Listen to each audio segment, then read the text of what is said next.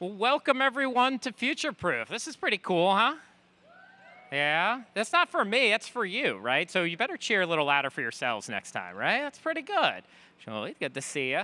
Well, thanks everyone. I've got 25 minutes and I'm glad I have a clock right here because I do tend to wander in some of my stories. And what I want to share, and I thought about the tone for kind of a first session at an event like this, a festival outside by the beach, is, a lot of times I do tax planning topics, and that's not what we're doing here today, right? We're going to talk about really some of the content out of my last book and a lot of the things that have been driving my life lately. And it's really trying to find intention in your life, finding what a free life might mean to you. And I have 2 stories and 5 topics I'm going to try to get across here. So we're going to start with the first one. And hopefully, if you write down these 5, I'd actually love to see somebody, how do you find all 5 of these here over the next couple days? So as we move through these, maybe you can pull some from them. So let's start with the first one. The first one is this notion of your why, right? Like, what is that? One of my favorite kind of sentences or sayings around why, right? It's the purpose that you do something. Like, what's that drive? What defines and drives you? Is that your why should make you cry. Now, it doesn't mean that every time you talk about your why, you physically cry, but what is your why? Can you explain it? Now, my why is fairly straightforward, is I want to make retirement more secure for Americans like my mom. It's very simple, right? I know my why, but my why goes back then as a story to my childhood. And I'll try to keep this at a couple minutes because I could take the whole time on this, which is, I grew up in Baltimore. I was born in Baltimore City Hospital. Neither one of my parents graduated college. They ran a construction company together. I've got 4 younger sisters. And, my parents look like a lot of Americans in this country, right? They're blue-collar workers, lots of kids, live on the East Coast, major city.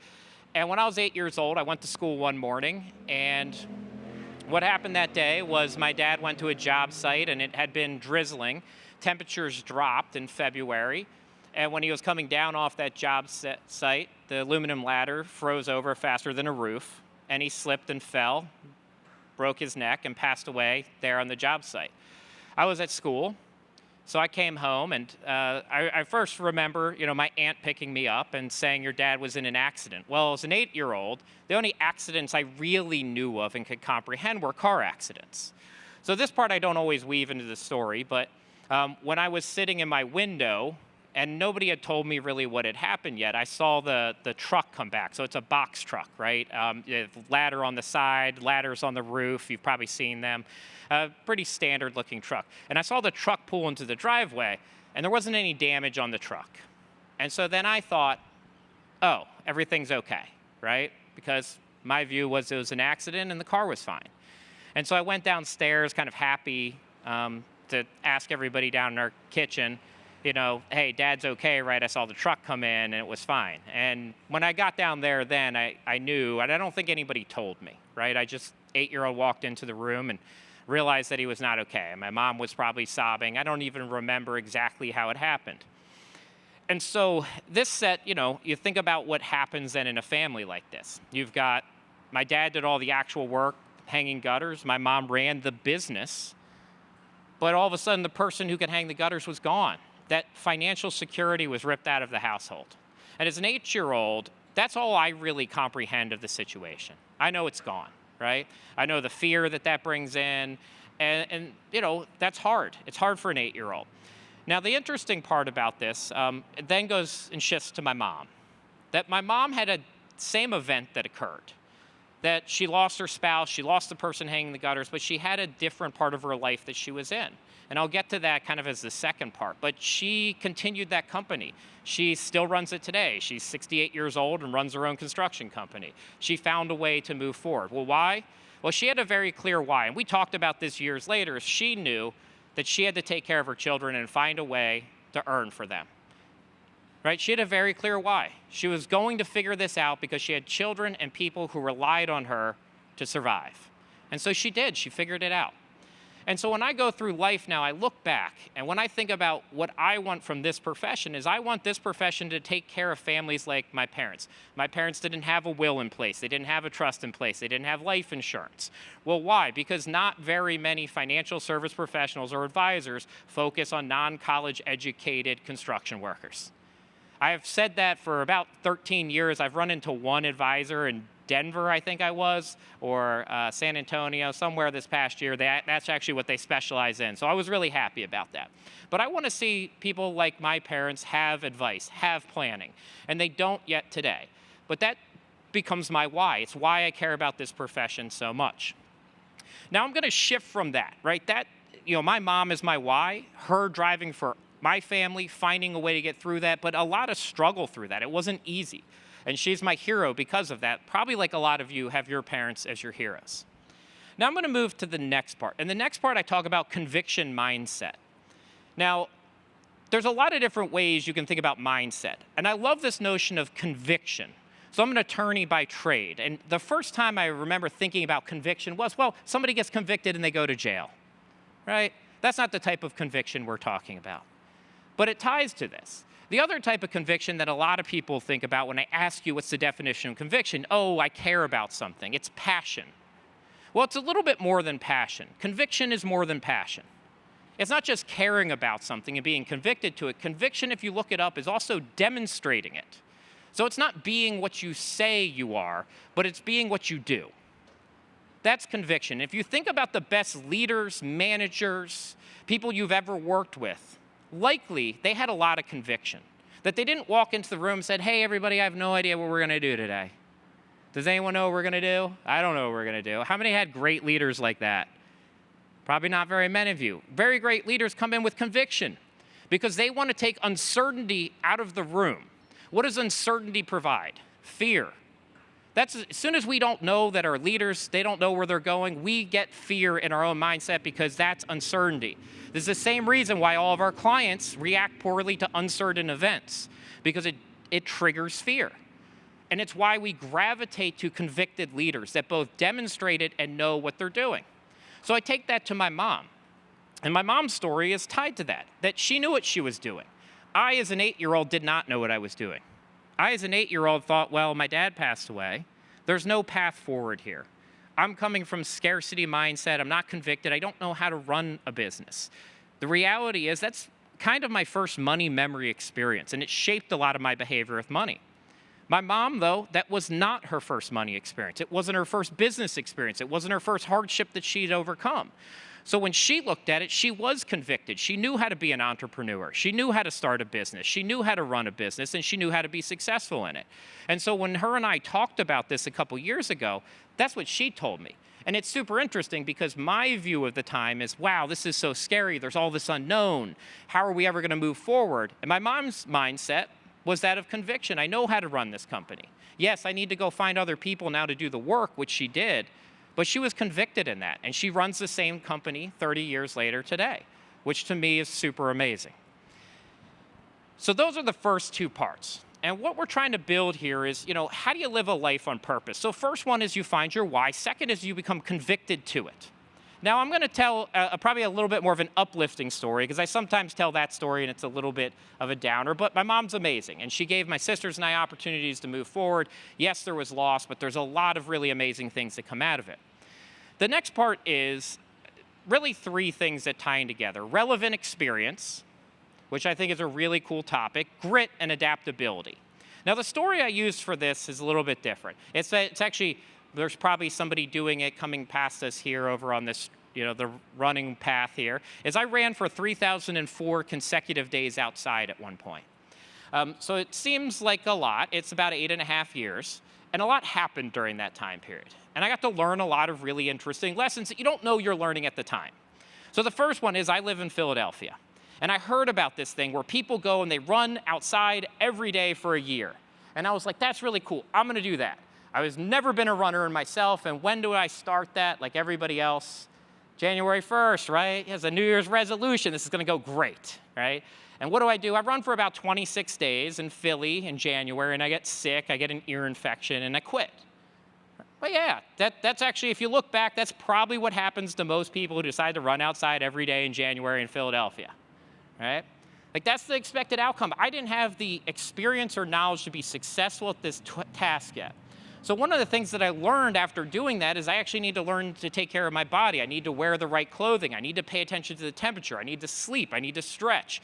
I need to prepare myself for this endeavor. So then I trained over that next year, and I went out the next year and did it for 8.5 years because I had relevant experience now to apply to the task at hand. And a lot of times we look at people we want to hire. You look at people in your profession, you say they have experience, but the question isn't, did they just have experience? I had been an athlete my whole life. I was a Division I athlete. I went to college on scholarship. I was captain of my team. I've trained under multiple Olympic head coaches. I have a lot of experience, but they had nothing to do with running outside every day. So I had a lot of experience that wasn't relevant to the task at hand. So we have to build relevant experience in life to be successful when we want to go down a path. Now, the next one is grit. Grit is a really interesting topic because it's not just doing the same thing over again. It's not just doing something because it's painful and it sucks and we don't like it. It's not just doing something because we get punched in the face at some point in our life and we've got to overcome something. Grit is really moving forward with conviction. So if we don't have conviction in what we're doing, grit is really wasted energy. Grit is just grinding the wheel without any purpose. True Grit, also a great movie, and then remake of a great movie. I love those, but right, it's about having a purpose that is driving what you're doing, and that reason to get up again and get back on the horse, to move through some pain, drives around that. Now, I don't recommend this to people because I think it's a little crazy, but it is part of my story. Part of my story is during those 3,004 days, I broke my leg in a soccer match, and I ran every day on a broken leg. I would actually get an ace bandage and wrap up my leg super tight so that that bone would not shift out so I could go run each day. That's a little crazy. Not the best idea. Don't recommend it. The other thing is I broke 3 ribs. I fell downstairs in Tulsa before doing a CE event on a run and cracked 3 ribs and ran every single day with broken ribs. I then also had hernia surgery during that time period, and I ran the morning before the surgery and the next day after. Is that a good thing? Absolutely not. Now, I thought the streak was ending that day because my wife went in with me to the doctor, and she's like, I'm asking the doctor if this is okay. You're not going to get surgery, and then run the next day and split all the stuff open and totally waste this. And she goes in there, and I'm still shocked to this day. And the doctor goes, well, technically he'll be more structurally sound tomorrow than today, so he could, in theory, run. And my wife is just like, this is the worst doctor ever. We need to find a new doctor, right? But then the doctor is like, but there's no way. I bet you $20 he cannot run the next day. He's going to be in too much pain. The doctor did end up paying up and paid me my $20. Now, ultimately, this is not just a story about doing something that sounds really painful without any purpose. I found a lot of purpose in this, and it was really my mindset was, I'm doing this to show that I can do something if I put my mind to it that I otherwise wouldn't have thought possible at the start. If you think about this, day one, could I have ever imagined going for 3,004 consecutive days in a row? I couldn't have. There are probably things everybody in this audience has done before that if you said you were going to do that before, you'd say there's no way I could have done it. Maybe it was building your business, serving some client in a manner, or bringing them back from the edge. And if we had told you that beforehand, you would have put a limitation in front of it. And so that was kind of what ran through my mind. Now, this leads to the third part, which is the most important one, which is about adaptability. The reality is I walked away from running. I didn't have to get carried away despite having multiple injuries during this. And I walked away because my purpose in life had changed. When I started that running journey, I was single. I lived in an apartment in Philadelphia with a roommate who also traveled. We were never home. We didn't have a plant. We didn't have my wonderful dog Baxter yet, who's on my shirt. We didn't have any of that. I didn't have responsibility for other people at that point. So my conviction, my drive, my motivation for doing this was about me. It was super selfish. And that was okay at the time because I didn't have other things I cared about. Well, you fast forward 8.5 years later, I did have Baxter. I had a dog. I had a wife. I had 2 kids and then eventually a third one on the way. And my mindset changed. My mindset was, I don't just want to run every day. I want to be healthy for my grandkids and my kids. And so that allowed me to change something that really was core to who I was. Every room I walked into, that was my fun fact. I woke up in the morning, and that was like an addiction, right? You did it every day for 8.5 years. I don't know how many other things in my life I've actually done every day for 8.5 years, right? Like even when you think about eating, well, we skip eating probably once every 8.5 years, right? Like there are many things we take really core to our day that weren't as driven in as that. And so it was hard to walk away from it.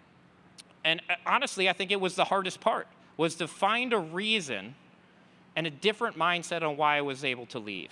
And then what I realized over time is that's adaptability. As we move through our lives, as we move through this profession, we have to be able to adapt. The best businesses actually change the funding for their initiatives each year more than other businesses. So if you go look at stock returns, there's great information on this, that actually companies that reallocate funds more often in their internal business grow faster than companies that don't. Companies that are more adaptable grow faster. People who are more adaptable grow faster as humans because things are going to change along the way. This conference, this event didn't exist 2 years ago. You all adapted, you're now here. You're gonna get to network with people you wouldn't have got to network 2 years ago because you were willing to adapt. This profession adapts. We need to adapt. And so when I look at those 5 things, I'm just gonna run back through them, and then I said I'd save 8 minutes for Chris, so I'm right there, is figure out what your why is and be able to explain it to somebody. If I see some of you later, I might ask you, what's your why? I'd love to hear it, right? Do you have a conviction mindset, or do you just have passion? There's a difference from being passionate about something and being convicted about it, because that's how you show it. Do you have the relevant experience that you need? It's not just about being experienced in this economy anymore, in this world. It's about relevant experience. You know how to do the things that are coming today. Being a great writer is somewhat useful, but guess what? AI is changing that. You need to learn how to adapt and bring that into your practice. How do you use that long term? I talked about grit, which I think is a little bit more, right? Something's gonna come up. It's gonna push you off course, and you are going to have to deal with it. But if you're not convicted, you don't know your why, you don't have relevant experience, that's gonna knock you down. And then lastly, we have to adapt. This industry, this profession, wealth, the fact that we're out here doing this, the world is adapting, and everybody here, if we don't adapt, we're gonna lose that passion. We're not gonna live life on purpose. We're gonna live life by default. So thank you. Chris?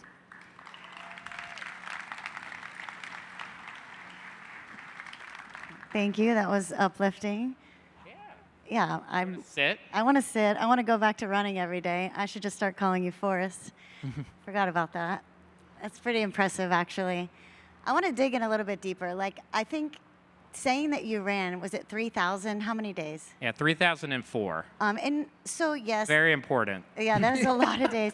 The hernia, the broken bones, like, and you say, but what was it? Was it an addiction at that point? Was it determination? Like, what made you that strong? Because I got to believe that was a perfect excuse to say, I'm going to skip today.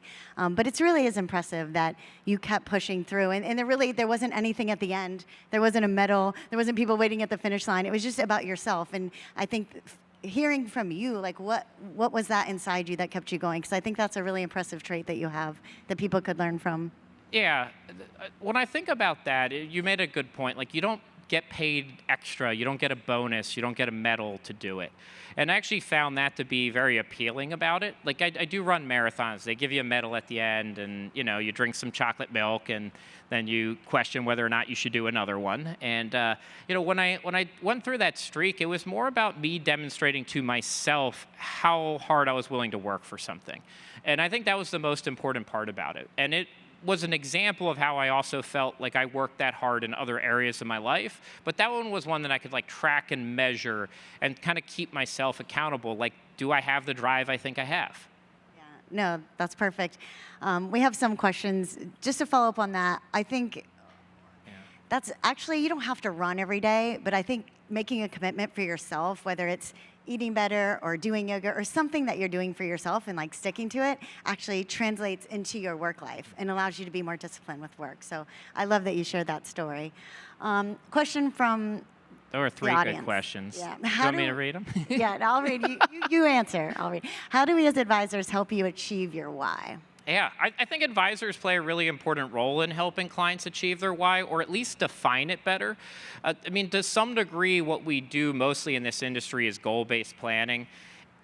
the one challenge I will put out there on that one is I think a lot of times that's kind of still too surface level, and that ultimately the questions need to go a little bit deeper to aspirations. Aspirations are closer to somebody's why. What are you aspiring to be? So when you talk to clients, a lot of you know this, what do they want to be? They want to be philanthropists, great grandparents. They want to give back to their community. That's really closer to their why. Then we set goals about funding and charitable gift annuities and donor advised funds and how much we want to fund along the way. But goals really become mile markers for that. The other thing, there are really good exercises out there for clients on this. You can have people, one that I actually love to do is I have people write down their top 3 core values and then actually draw the coat of arms that you would then draw for your own family if you were going to turn those, kind of values into a picture. Now, that's not specifically your why, but you kind of get to core values. I think it's a really fun exercise. I tend to do that a lot with clients in larger groups. I think that one's fun. Yeah, and that ties into the next question. What are the components that go into helping my clients be better prepared, coming from an advisor in the audience? Yeah, look, one of the things I'll say about kind of tying it back to this is start with that end in mind and work back. That's actually research that was done at a UCLA, not too far from here. Hal Hirschfield, a couple others, looked at, right, when you set goals and you actually plan backwards from them, you see more of an uptick and follow through in the goal. And so to some degree, think about it like this. Like you want to lose 20 pounds before, some date, December 1. It's not then starting today and laying out the plan, what I do tomorrow, the next day, and the next day. You actually say, I'm going to stand there, on that scale on December 1, and I will be down 20 pounds. And then what did I do the day before to be successful? So I got the opportunity to grow up and train with Michael Phelps, which I don't always bring up. I know some people are going to be like, hey, he does it a lot, though. I told you, here comes more fun facts. But, one of the things that him and our coach, Bob Bowman, did is that we would always set our long-term goals and work back from them. So when Michael set the goal, when I think he was 13 to be the most decorated Olympic swimmer of all time, Bob then said, well, what did you do the week before you did that? And it forced you to actually envision yourself at that point in time. And then you essentially ground yourself as that is the anchoring point in your life, where you're successful and you're standing there. When you base stuff off of today moving forward, you actually anchor and ground in the current status quo. So it actually becomes a lot harder to break it and move it. Perfect. We have 2 that I want to make sure we get in. The Okay. first one is, why did you stop running? Yeah, well, why I stopped running was actually what I brought up is I had 2 kids, and you start accumulating injuries with running that long and taking no breaks. And what I looked around was I want to be healthy for my kids and my grandkids. I didn't want to just be carried away. And there's actually a list of people that after 1 year you can go on for running every day outside. And when you read that list, if anyone's in there and you get the updates, it's always got hit by a car, had a heart attack, had a stroke. Nobody walks away from it. So then when I was watching, it's I don't want to be in that list. I don't want an email to go out and be Jamie got hit by a car, he's no longer in the street group, right? So part of it was I wanted to be purposeful about it. I wanted to control that. And then interestingly enough, the day that I stopped was my sister's wedding. It didn't have anything to do with her wedding, but it just felt very fitting that, hey, I'm going to be around family. I'm going to be there as my sister moves to the next part of her life. I've got my daughter being the flower girl. And so it just felt right. There wasn't anything magic about that day besides family was a part of it. Yeah. So you have some of your own, but any books you would recommend, Start With Why by Simon Sinek? Yeah, well, a couple of the topics I brought up, Start With Why, Simon Sinek is great. Grit by Angela Duckworth also influences me a lot too. So those would be 2 that tied very much to this. My book, Find Your Freedom, with Ron Carson went out last year. So we kind of talk about that process for helping clients find your why in it. So if you are interested in that. Who is watching Baxter? That's a good one. So this is my friend's sister is an artist, and she takes photos of your dog or cat and puts them on shirts. So I actually have 3 of these now. I love Baxter a lot. He's at home. I don't know who's watching him at this moment, though, but he should be okay. Well, I think maybe we should finish with this one. You talked a little bit about fear. Do you view fear as a hurdle or a motivator when it comes to money and happiness? Yeah, so fear can function in both. Behavioral aspects of our life can either drive behavior or inhibit it, or do both. I think the challenge with fear is that it often makes us make rush decisions versus more, I'd say, measured decisions. So when we act out of fear, a lot of times it's more emotional, and it's less abundance mindset driven. So with clients, we actually see people use a lot of fear-based marketing tactics in financial services. If you look at, you're going to run out of money, those types of marketing tactics. If you look at a lot of annuity workshops, it's government's going to raise taxes to 90%, markets are going to plummet to 0, and you need guaranteed income, and that's how we're going to sell you something. So absolutely, fear can be used as a motivator. I don't believe that fear gets the best out of people. I think fear gets quick reactions versus more planned, purposeful reactions. So do you have any final words? I think you shared a lot of wisdom. You were vulnerable. We appreciate you opening up, sharing your personal story. I think it touches everyone when you're open like that. So thank you for doing that. Anything that you would want to leave the audience, the advisors with? As the first person kicking off Future Proof, Yeah. I think you did an amazing job. We're grateful to have you. And Yeah. anything you want to leave us with? Well, I'll just leave it with this. This is an amazing community. I feel very grateful and honored that I got to kick off Future Proof. And I hope that everybody can take something out of this, whether it's talking to somebody else about their why. Use some of these stories that you hear on stage to ask better questions. I think that's one of the biggest things I can tell you to get the most out of this type of wealth event and festival is don't just come up to somebody and say, how are you doing? Think about a more detailed question. What was the best thing you got out of that? What's something you're convicted again? Why? What's your why? How did you get into this profession? Think about great questions so you can get the most out of the amazing people here at Future Proof. Thank you, Jamie. We're so happy you're here. Thank you.